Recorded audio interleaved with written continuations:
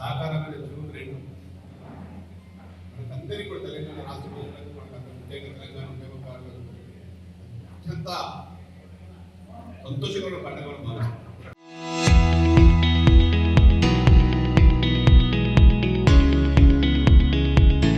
కార్యక్రమానికి పార్టీ జిల్లా కార్యాలయంలో ఈ కార్యక్రమానికి చేసినటువంటి గౌరవిస్తున్నాం. మన మాజీ శాసనసభ్యులు పెద్దలకు పార్టీ కుటుంబ సభ్యులను అన్నదమ్ములకు అక్క చెల్లెలకు మీడియాకు నమస్కారం తెలియజేస్తున్నాం.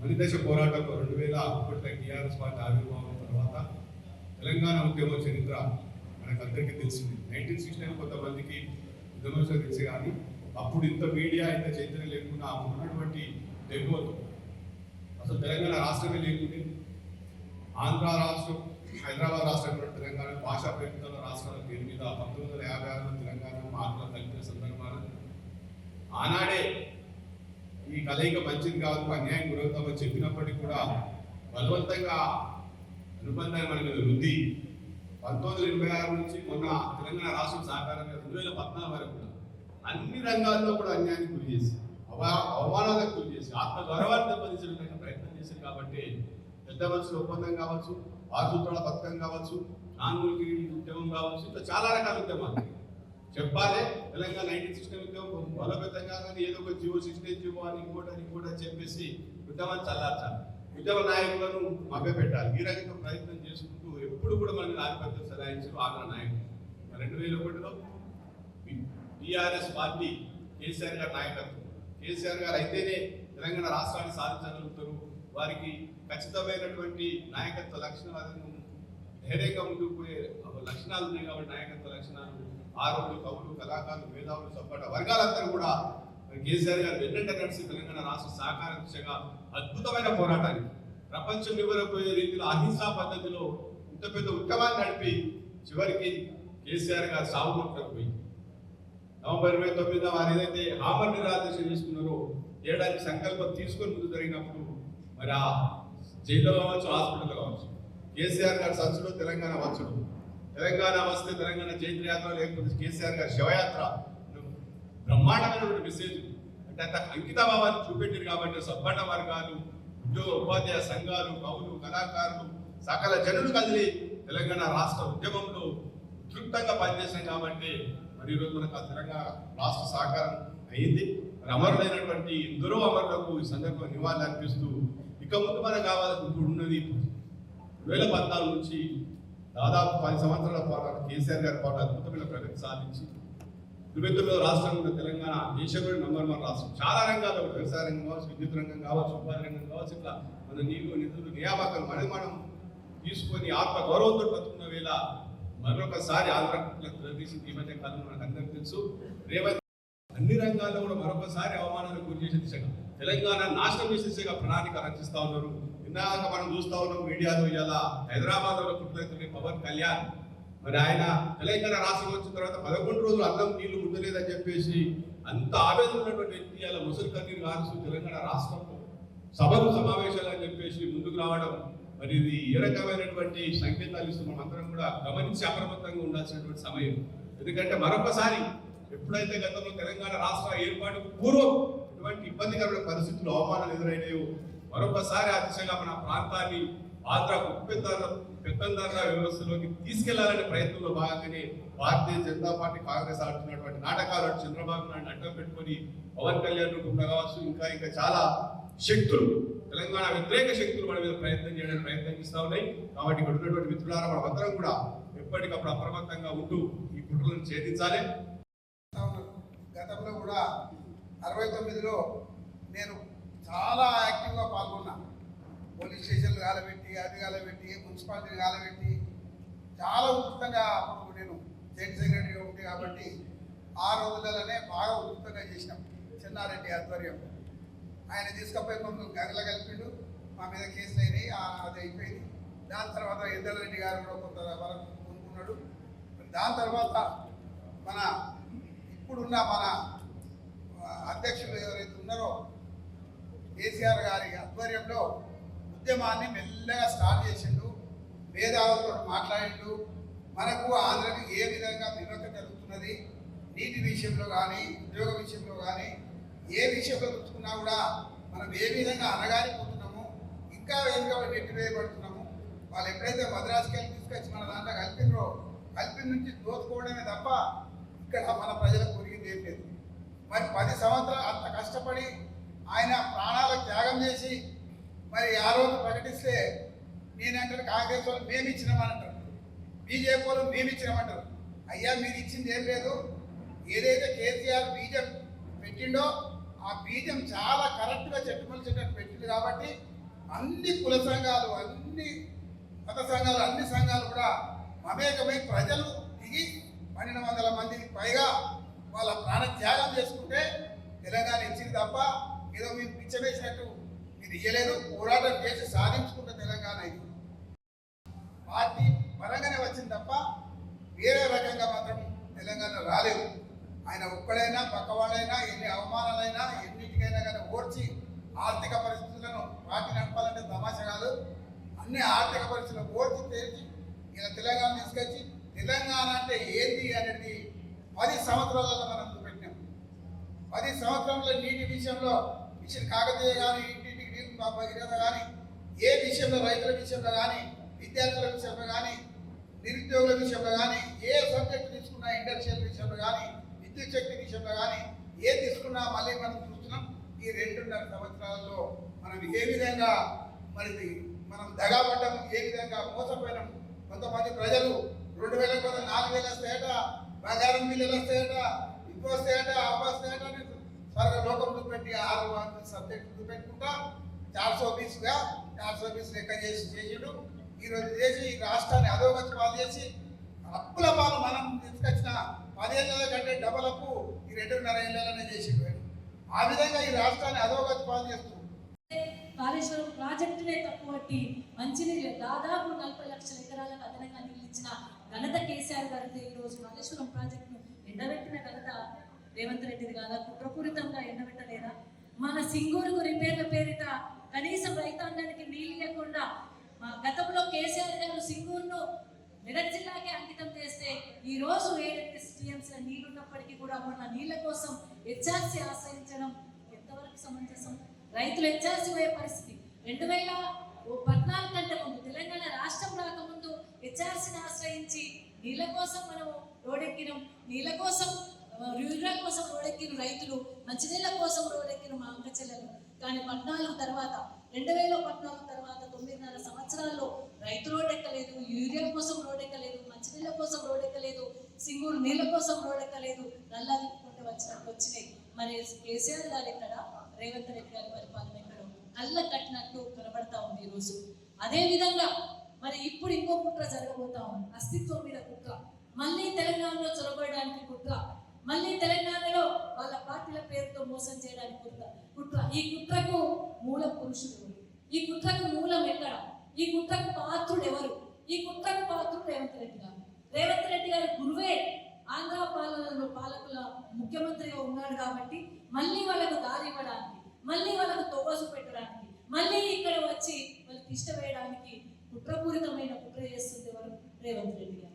మరి ఇది కేసీఆర్ గారు చెప్పిన అస్తిత్వం మళ్ళీ కేసీఆర్ గారు ఏదైతే భయపడ్డారో, ఏదైతే అస్తిత్వం మీద మళ్ళా పోరాటం జరగబోతా ఉంది, మళ్ళీ మనం పోరాటానికి పునరంకితం కావాల్సిన పరిస్థితి వచ్చింది అని కేసీఆర్ గారు భయపడే సంఘటనలు మళ్ళీ దాడికి మోపయ్యారు. అంటే మళ్ళీ తెలంగాణ మీద దాడి మోపయ్యే పరిస్థితులు కనబడతా ఉంది. అందుకే దయచేసి మేమందరం ఇంకొకటి, రేవంత్ రెడ్డి గారు తెలంగాణ రాష్ట్రాన్ని అహింసా మార్గంలో సాధించి పెట్టడం జరిగింది. ఈ రోజు రేవంత్ రెడ్డి గారు తెలంగాణ ముఖ్యమంత్రి ఏంటంటే అది కేసీఆర్ గారు ఇచ్చిన తెలంగాణ తెచ్చినంత వలన ఆయన ఎక్కడ, లేకపోతే ఆంధ్ర పాలకులు ఎవరో ఇవాళ ముఖ్యమంత్రి ఉండే స్టేజ్ వచ్చేది. అలాంటిది మరి 14 సంవత్సరాల్లో తెలంగాణ రాష్ట్రాన్ని సాధించడమే కాకుండా 9.5 సంవత్సరాల కాలంలో గౌరవ కేసీఆర్ గారు ముఖ్యమంత్రిగా అనేక విజయాలను సాధించడం జరిగింది. అనేక ప్రజల సంక్షేమ ఫలాలను అందించడం జరిగింది. ఎందుకంటే కేంద్ర ప్రభుత్వం సహకారం లేకపోయినప్పటికీ కూడా, తెలంగాణ రాష్ట్ర బడ్జెట్ కొత్తగా ఏర్పడినప్పటికీ కూడా తెలంగాణ రాష్ట్ర ఆంధ్ర పాలకుల చేతిలో నలిగిపోయి అప్పుడప్పుడు ఉన్న తెలంగాణ రాష్ట్రాన్ని మరి లక్ష్యంగా, అభివృద్ధి లక్ష్యంగా పనిచేసిన వ్యక్తి గౌరవ కేసీఆర్ గారు. 24 గంటల కరెంట్ ఇవ్వడం. నిజంగా కూడా ఈరోజు కరెంట్ చూస్తే భయం అవుతుంది. కొత్తగా ఇంకా రైతు డిస్కమ్ని తీసుకొచ్చి ప్రైవేటీకరణ చేసే కుట్ర రేవంత్ రెడ్డి గారు చేయబోతా ఉన్నారు. తెలంగాణ రాష్ట్రం కోసం, రైతాంగం కోసం 24 లక్షల పంపు సెట్లు ఉన్నాయి. తెలంగాణ కరెంట్ ఇస్తేనే రైతులు బాగుపడతారనే లక్ష్యంతో పనిచేసిన కేసీఆర్ గారు ఇక్కడ కరెంటు ఇవ్వలేక గంటకు కరెంటు పోయి ఎప్పుడొస్తో తెలియక రైతులు ఇబ్బంది పడుతూ రైతులను తీసుకుపోయి రైతు డిస్కమ్ చేస్తా అని చెప్పేసి మరి మూడవ దానికి రైతు డిస్కమ్ తీసుకొచ్చి ప్రైవేటీకరణ చేయబోయే రేవంత్ రెడ్డి గారు ఇక్కడ ఒకసారి తెలంగాణ ప్రజలు బాగా ఆలోచిస్తూ ఉన్నారు. మంచినీళ్ళ కోసం మిషన్ భగీరథ కార్యక్రమాన్ని తీసుకొచ్చి మంచినీళ్ళు కావాలి, మాడబిడ్డలకు ఆత్మగౌరవాన్ని కాపాడాలి, బిందెలు పట్టుకొని మరి బావిల పొట్ట తిరిగిపోతూ తెలంగాణ ఇంటింటికి నల్ల ఇవ్వాలి, ఆడబిడ్డల ఆత్మగౌరవాన్ని కాపాడాలి. 70 సంవత్సరాల స్వతంత్రంలో తెలంగాణకు మరి మంచినీళ్ళు ఇవ్వని ఘనత కేంద్ర ప్రభుత్వాన్ని అయితే మరి కేవలం 2-3 ఏళ్లలోనే మంచినీళ్ళు ఇచ్చి ఆడబిడ్డలు రక్షించుకునేది మన కేసీఆర్ గారు కాదా? మరి ఈ రోజు ప్రతి గ్రామంలో కూడా నీళ్ళ కోసం, దప్పిక కోసం ఆరాట పడుతున్నారు మా అక్క చెల్లెలు, ధర్నా చేస్తున్నారు మా అక్క చెల్లెలు. మళ్ళీ మంచినీళ్లకు ఎదురు చూసే పరిస్థితి వచ్చింది రేవంత్ రెడ్డి గారి పరిపాలన వల్ల కాదా? పాతూరులో నిన్న జరిగింది, మంచినీళ్ళ కోసం నిన్న రాస్తారోకో ధర్నా చేసిన మా అక్క చెల్లెలు. మళ్ళీ ఎందుకు వచ్చిన ఈ పరిస్థితులు? మరి పరిపాలన ఎటుపోతుంది? పైన ఎటు ఉంది? పరిపాలన పైన ఎటుంది? వాళ్ళకి ప్రయారిటీస్ ఏమున్నాయి? రేవంత్ రెడ్డి పరిపాలనలో వాళ్ళ ప్రయారిటీస్ ఏంటి? ముఖ్యమంత్రి ప్రయారిటీ ఏంటి? మంత్రుల ప్రయారిటీ ఏంటి? మరి మంచినీళ్ళు ఇవ్వలేని పరిస్థితిలో ప్రభుత్వం ఎందుకుంది? కరెంట్ ఇవ్వలేని పరిస్థితిలో ప్రభుత్వం ఎందుకుందో ఆలోచించాల్సిన అవసరం వచ్చింది. ఏ హామీ నెరవేరలేదు. ఏక చెల్లెలను కోటీశ్వరులు చేస్తారు కానీ ఏక చెల్లెలు కనీసం లక్షాధికారులు కూడా కాలేదు. తులం బంగారం అయితే లేదు, 2500 మహాలక్ష్మి స్కీమ్ లేదు, 6 గ్యారెంటీ లేవు. ఎటువంటి మంచినీళ్ళకే లేదు, మంచినీళ్ళకే దిక్కు లేదంటే ఇంకా మహాలక్ష్మి ఎక్కడ అవుతారు మా అక్క చెల్లెలు? నీళ్లు లేని పరిస్థితి వస్తూ ఉంది, కరెంట్ లేని పరిస్థితి వస్తూ ఉంది, వడ్లు కొనలేని పరిస్థితి వస్తూ ఉంది. ఇప్పటి వరకు ఇంకా 30% వడ్లు, 40% వడ్లు రోడ్ల మీద ఉన్నాయి. రోహిణయ వచ్చింది, మృగశిర రాబోతుంది. వర్షాలు పడితే మా రైతాంగం పరిస్థితి ఏంటి? అరగాల కష్టపడి రైతులు పంటలు పండించుకొని రోడ్ల మీద పోసుకొని, సెంటర్ల దగ్గర పోసుకొని గమ్మోదిమ్మనే పరిస్థితి. ఒక ఆయన గుండెపోటుతో చనిపోతే, ఒక ఆయన ఎండదొబ్బతో చనిపోతే, ఒక ఆయన అయ్యో అన్నమో రామచంద్రాన్ని చనిపోతుంటే అవి వాటిని కేవలం చాలా వాళ్ళు లేక రాజకీయం చేస్తున్నారని మాట్లాడే వాళ్ళు ఎంతవరకు సమంజసం? చనిపోవడం రైతులకు ఇబ్బందికరమైన పరిస్థితులు వస్తున్నాయి కదా, భయపడుతున్నారు రైతులు, ఇబ్బంది పడుతున్నారు రైతులు. కనీసం సెంటర్ల దగ్గర మంచినీళ్ళు కూడా పెట్టలేని పరిస్థితిలో ఈ కాంగ్రెస్ ప్రభుత్వం ఉన్నది. అంతేకాదు 38 విచిత్రం ఎక్కడ అంటే సంచులు 38 కిలోల సంచులు ఎక్కడ వస్తాయా? 38 కిలోల సంచి వస్తుంది, బ్యాగ్ వస్తుంది, దాంట్లో 4 కిలోలు ఇంకో సంచి వేసుకోవాలి వాళ్ళు. అసలు ఏం జరుగుతుంది? ఎవరు ఫాలోఅప్ చేస్తున్నారు? ఇంతవరకు అట్లెందుకు పోతలేవు? ఇంతవరకు కనీసం వరదాలు ఎందుకు రాలేదు? శుద్ధిదారులు ఎందుకు లేదు? ఫాలోఅప్ చేసేటోళ్ళు ఎవరు? వాటిని పోయినా అంటున్నారు. అధికారులు, ప్రజాప్రతినిధులు ఏం చేస్తున్నారు? తెలంగాణ రాష్ట్రానికి ఎప్పుడు తెలంగాణ ప్రజలకు తెలంగాణ రాష్ట్రం రావాలని కేసీఆర్ గారు ఉద్యమం చేసిన సందర్భంలో, మేమందరం ఉద్యమం చేసిన సందర్భంలో ఇక్కడ ఉన్న ఎవరైతే పాలన చేస్తున్నారో వాళ్ళందరూ వ్యతిరేకమే. రేవంత్ రెడ్డి గారు వ్యతిరేకమే, మైనపల్లి హనుమంతరావు గారు వ్యతిరేకమే, వాళ్ళ కొడుకు వ్యతిరేకమే. తెలంగాణకి ఎట్లా వ్యతిరేకమే వాళ్ళు?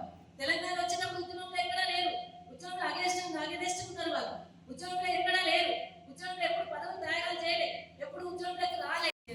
అంటే తెలంగాణ ఆవిర్భావం జరిగి 12 సంవత్సరాలు జరుగుతోంది.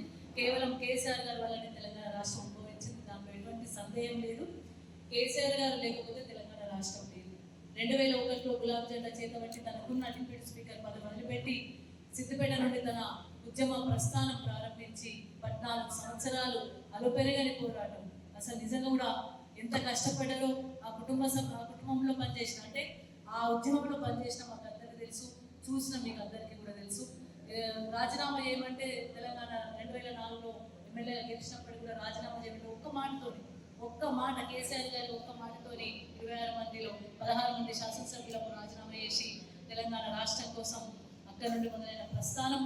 మరి 2009లో కేసీఆర్ గారు తెలంగాణ వచ్చుడో కేసీఆర్ చచ్చుడో అని చెప్పేసి నినాదంతో తన ఆమరణ నిరాహార దీక్ష తీసుకొని చావు నోట్లో తలకాయ పెట్టి ఎంత కష్టాలైనా సరే ఒడిగట్టి తెలంగాణ రాష్ట్రాన్ని సాధిస్తా, తెలంగాణ ప్రజలకు మరి వాళ్ళ కోసం పునరంకితం అవుతాను గౌరవ కేసీఆర్ గారు ఆమరణ నిరాహార దీక్ష తీసుకున్న సందర్భంలో తెలంగాణ రాష్ట్రం మరి మొదలైంది, తెలంగాణ రాష్ట్ర ప్రక్రియ మొదలైంది డిసెంబర్ 9. కానీ ఆంధ్ర కుట్రల వల్ల, ఆంధ్ర పాలకుల కుట్రల వల్ల తెలంగాణ వచ్చిన తెలంగాణ వెనక్కిపోయిందేమో అని భయంతో శ్రీకాంతాచార్య లాంటి వాళ్ళు అమరవీరులు కూడా తమ అమరత్వాన్ని తెలంగాణకు అంకితం చేయడం జరిగింది. ఎంతో మంది భయభ్రాంతులకు లోని తెలంగాణ రాష్ట్రం వచ్చింది వెనక్కిపోయిందేమో, మళ్ళీ రాదేమో అని ఒక భయంతో చాలా మంది, ఒక యాదయ్య కావచ్చు, ఒక పోలీస్ కిష్టన్న కావచ్చు, ఒక చాలా మంది కూడా మరి అమరలు కావడం జరిగింది. చాలా దురదృష్టకరం. అయినప్పటికీ కూడా ఈ రోజు మనం వాళ్ళందరినీ కూడా గుర్తు చేసుకొని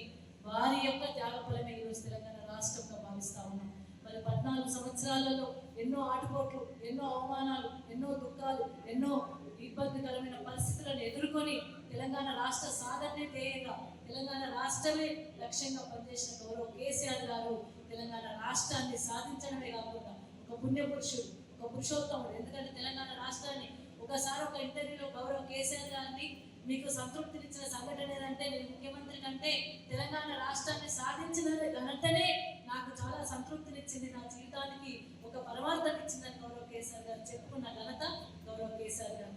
అంకితమై మరొక ఉద్యమానికి తెరలేస్తూ, మరొక ఉద్యమానికి తెరదీస్తూ తెలంగాణ రాష్ట్ర ప్రజల యోగ్యమే, ప్రజల యొక్క లక్ష్యమే, వాళ్ళని బాగా చూసుకునే లక్ష్యమే లక్ష్యంగా పనిచేస్తూ మరొకసారి పునరంకితమైదామన్న ఉద్దేశం కొద్ది ఈ రోజు మీ ప్రసిద్ధులందరూ కలుపుకొని మీ ద్వారా ఈ సమాచారాన్ని ప్రజలకు అందించడం కోసం మరొకసారి మేము ప్రజల యొక్క అభిలాషనే మాకు ధ్యేయంగా పనిచేస్తాం. మాకు ప్రజలే మా అధిష్టానం, ఆ అధిష్టానికి అనుగుణంగా ప్రజలే లక్ష్యమే, ప్రజల యొక్క యోగ్యమే లక్ష్యంగా పనిచేస్తూ పునరంకితమని చెప్పేసి మరొకసారి మీ అందరికీ తెలియజేసుకుంటూ, మీ అందరికీ కూడా మరొకసారి శుభాకాంక్షలు, అందరికీ ధన్యవాదాలు. జై తెలంగాణ, జై కేసీఆర్.